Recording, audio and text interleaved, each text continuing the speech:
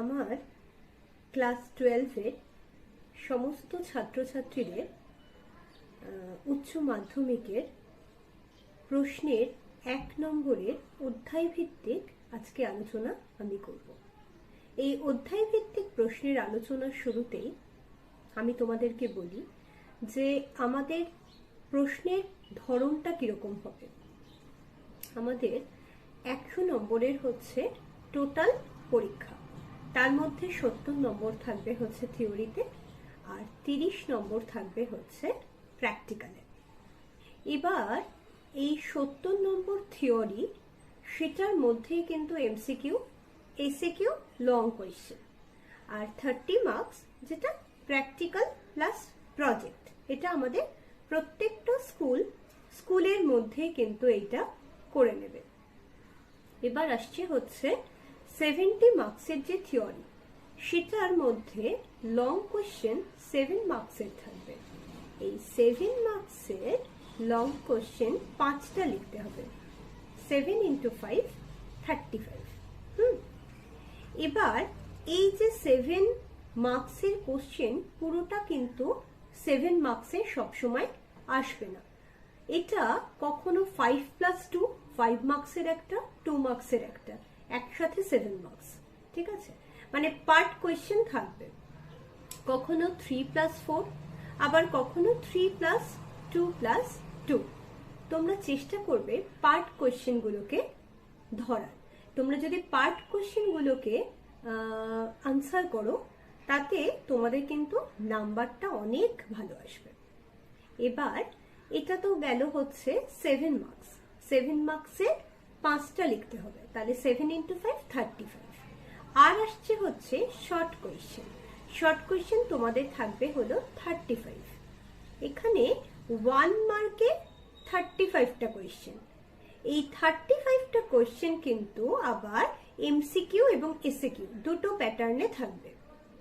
এমসিকিউতে 21 মার্কের এমসিকিউ থাকবে, মানে তোমাদের 21টা এমসিকিউ করতে হবে।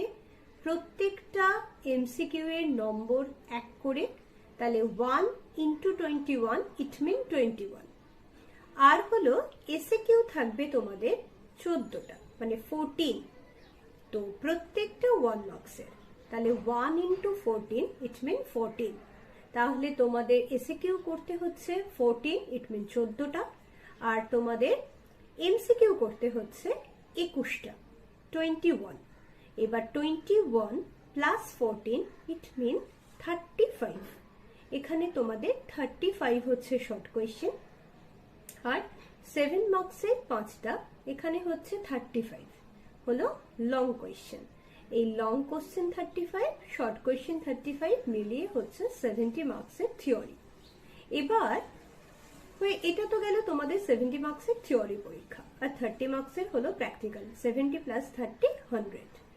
আজকে আমরা এই যে এসিকিউ প্যাটার্নে কি কি প্রশ্ন আসতে পারে এবং অত্যন্ত গুরুত্বপূর্ণ তোমাদের 2022-এর উচ্চ মাধ্যমিক স্টুডেন্টসদের, সেটার মধ্যে আমি বহির্জাত প্রক্রিয়া এবং কার্স ভূমিরূপ, ওইখান থেকে কিছু প্রশ্ন, আর জলবায়ুর শ্রেণীবিভাগ, ওখান থেকে কিছু প্রশ্ন তোমাদেরকে উত্তর সহ আমি আলোচনা করব।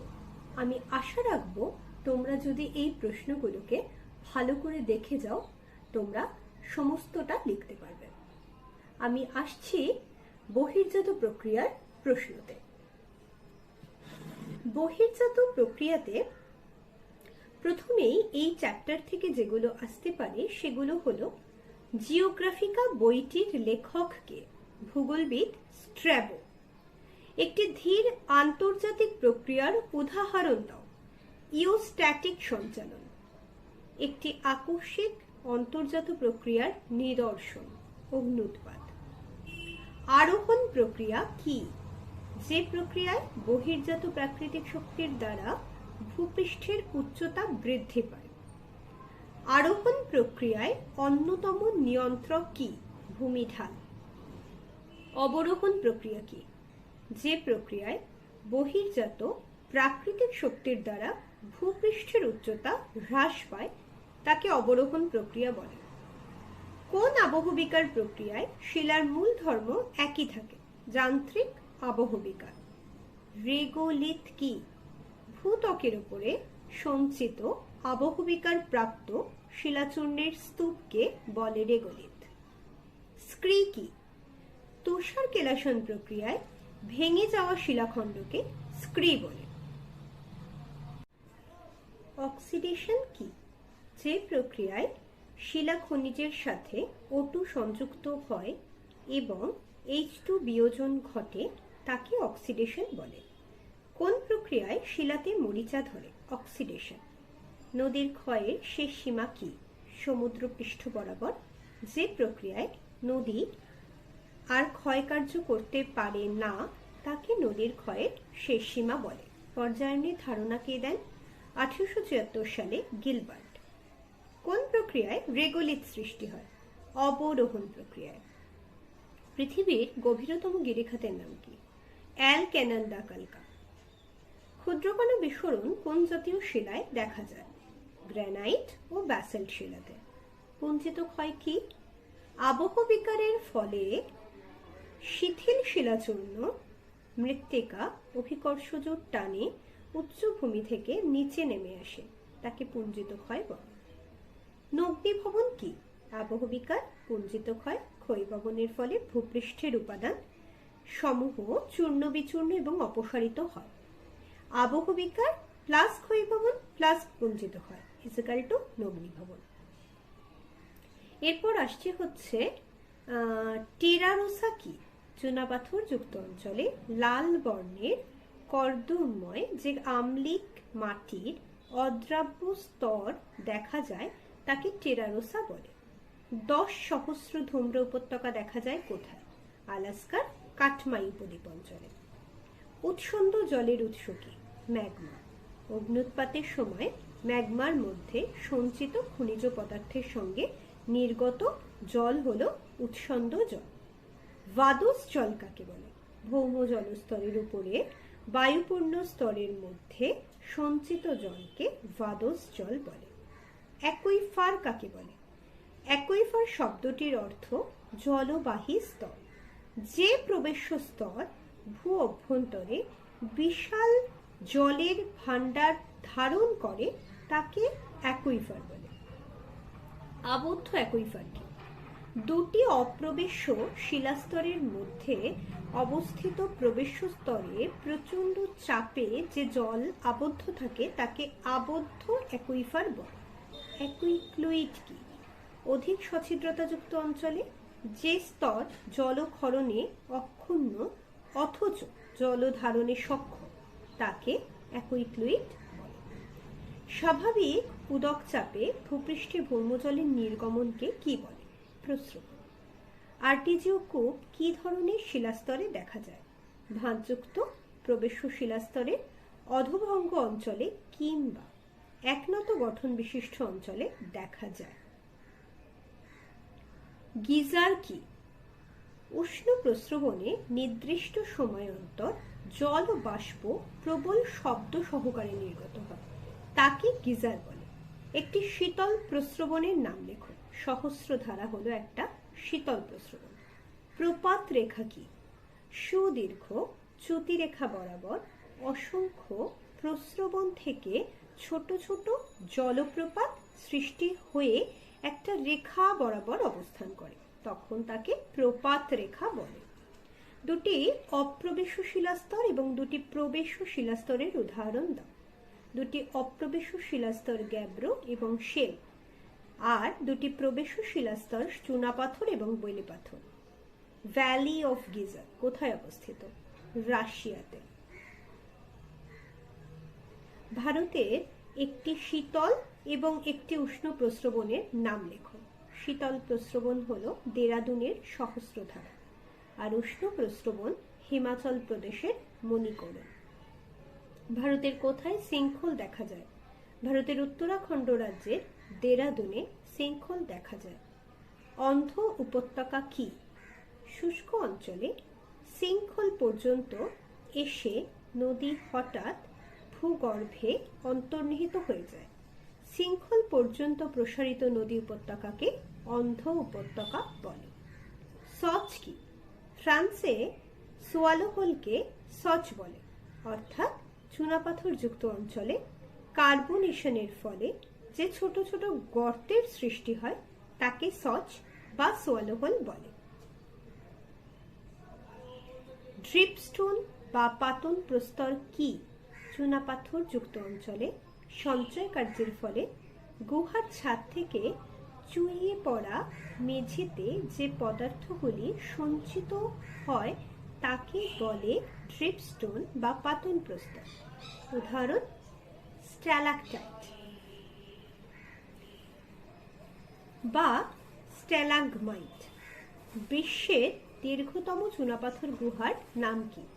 সুইজারল্যান্ডের হোলক গুহা। পৃথিবীর সর্বশ্রেষ্ঠ কার্স্ট অঞ্চলের নাম কি? মন্টেনিগ্রো। স্থায়ী সম্পৃক্ত স্তরে যে জল থাকে তার নাম কি? ফ্রিয়েটিক জল। পৃথিবীর সর্বশ্রেষ্ঠ কার্স্ট অঞ্চলের নাম হলো মন্টেনিগ্রো। স্থায়ী সম্পৃক্ত স্তরে যে জল থাকে সেটি হলো ফ্রিয়েটিক জল। ইউএসএ ইয়েলোস্টোন ন্যাশনাল পার্কের ওল্ড ফেইথফুল কিসের উদাহরণ? গিজার। দুটি গ্রাইকের মধ্যবর্তী উঁচু যে ভূমিরূপ কি বলে তাকে? ক্লিন্স। কার্স্ট অঞ্চলে ভূমিরূপ গঠনকারী প্রক্রিয়াটি হলো কি? অঙ্গার যোজন। ভারতে একটি উল্লেখযোগ্য কার্স্ট অঞ্চলের নাম বলো? বোরা গুহা। দুটি ক্লিন্টের মধ্যবর্তী ভূমিরূপকে কি বলে? বা দুটি গ্রাইকের মধ্যবর্তী ভূমিরূপকে কি বলে? দুটি গ্রাইকের মধ্যবর্তী ভূমিরূপকে ক্লিন্স বলে। ঠিক যেভাবে আমি বহির্জাত প্রক্রিয়ার কার্স্ট অঞ্চলের বিভিন্ন প্রশ্নগুলো তোমাদের সঙ্গে আলোচনা করলাম, ঠিক সেভাবেই জলবায়ু থেকে যে এসএকিউ 1 মার্কের প্রশ্নগুলো আসতে পারে সেই সম্ভাব্য প্রশ্নগুলো আজকে উত্তর সহ আমি আলোচনা করব।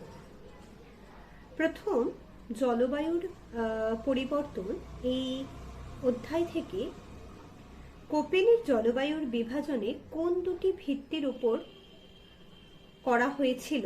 উত্তর হবে মাসিক ও বার্ষিক জলবায়ুর গড় উষ্ণতা।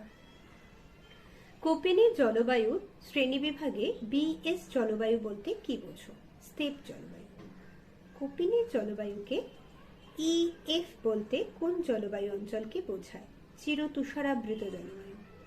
কোপেন বি অক্ষর দ্বারা কি ধরনের জলবায়ুকে বোঝাতে চেয়েছেন? শুষ্ক জলবায়ুকে বোঝাতে চেয়েছেন। আইটিসিজেড পুরো নাম কি? Intertropical convergence zone. Doldrum কোন অঞ্চলকে বলে? 5 ডিগ্রি থেকে 10 ডিগ্রি উত্তর দক্ষিণ অক্ষাংশ ব্যাপী যে স্থায়ী নিম্নচাপ বলয় লক্ষ্য করা যায় তাকে ডোলড্রাম বলে। নিরক্ষীয় জলবায়ুর বার্ষিক উষ্ণতার প্রসর কত? 2 ডিগ্রি সেন্টিগ্রেড থেকে 3 ডিগ্রি সেন্টিগ্রেড। মৌসুমী জলবায়ুতে বায়ু প্রবাহের পরিবর্তন কেমন হয়? গ্রীষ্মকালে দক্ষিণ পশ্চিম দিক থেকে এবং শীতকালে উত্তর পূর্ব দিক থেকে মৌসুমী বায়ু প্রবাহিত হয়। কোন দেশে মৌসুমী বায়ুর প্রধান বিচরণ ক্ষেত্র হিসাবে পরিচিত? ভারতবর্ষ মৌসুমী বায়ুর প্রধান বিচরণ ক্ষেত্র। মাদাগাস্কার দ্বীপে কি ধরনের জলবায়ু পরিলক্ষিত হয়? মৌসুমী জলবায়ু।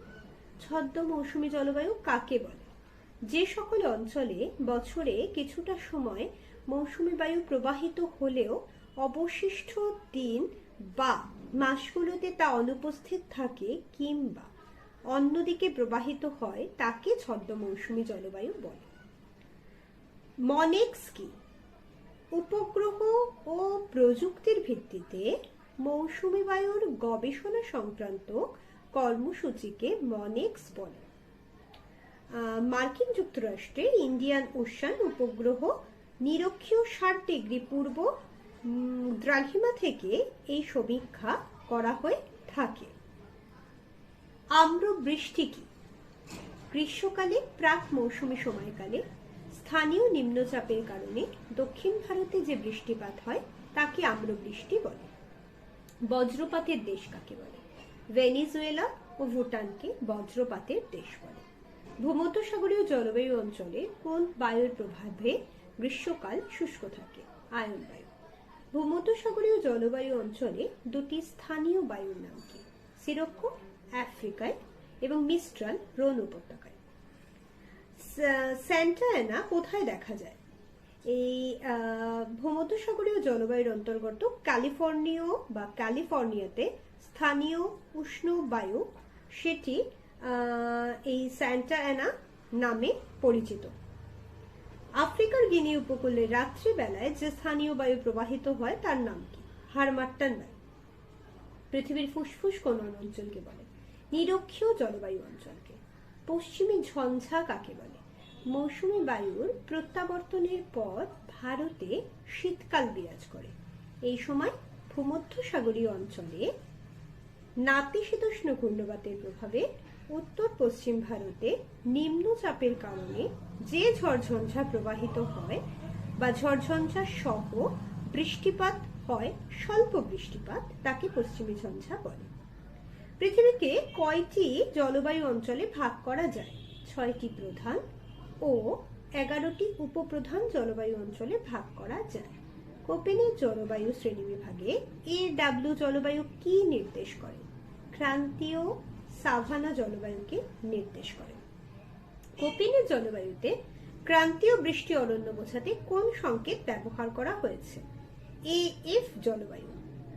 কোপেন